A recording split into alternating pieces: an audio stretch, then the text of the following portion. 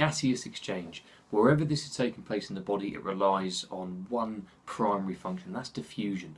Now, diffusion is the movement of gases from an area of high partial pressure to an area of low partial pressure.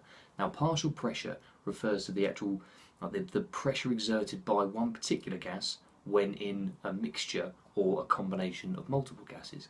For example, atmospheric air comprising of nitrogen, carbon dioxide and oxygen, we can actually break that down so that we can work out how much pressure and what sort of concentration there is of oxygen in that atmospheric air. And the same goes for in the body, so we can measure the partial pressure of different gases within the blood. And this applies to oxygen and carbon dioxide, because if we take external respiration, for example, that's from the lungs and the blood, or in the systemic circuit, so blood that's travelled up from the heart towards the lungs, which is deoxygenated, and the alveoli in the lungs.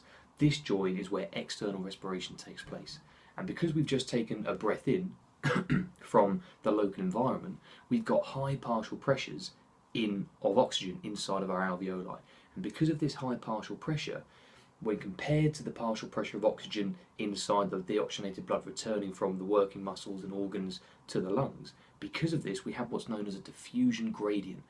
Now, the greater this gradient, or the greater this gap between the air which we have in our lungs and the air or the oxygen that resides inside of our blood, the greater that is, the greater the rate that this diffusion process is going to occur.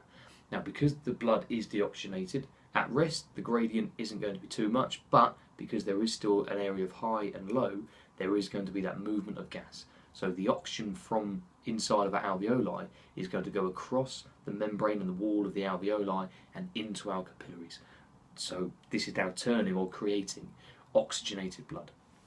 If we take internal respiration now, again, just the movement of oxygen, we have oxygenated blood going around and visiting working muscle or living tissue. If we take a muscle, for example, we actually have a low partial pressure of oxygen at the muscle site because the oxygen there is being used to respire. It's actually being used to generate energy within the muscle.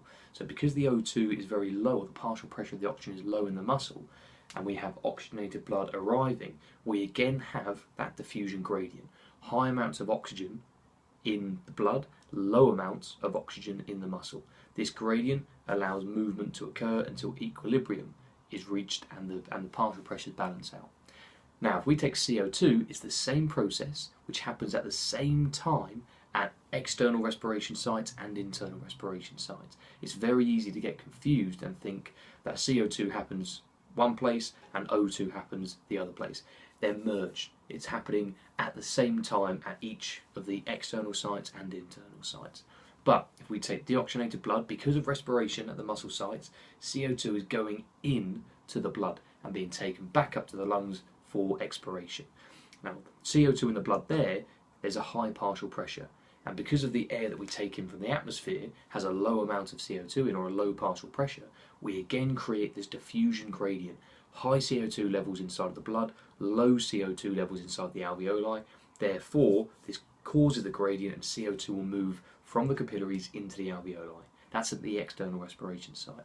At the internal respiration site, very similar again. We have very high levels of CO2 in the muscle because it's a byproduct of respiration, and low levels of CO2 in the blood because it's just been extracted at the lung site. So as the blood, the oxygenated blood, comes around and visits the living tissue, the high amounts or high partial pressures inside of the muscle skips down the diffusion gradient and joins the blood, or it's absorbed into the blood, either attaching as carbaminohemoglobin or dissolving as carbonic acid.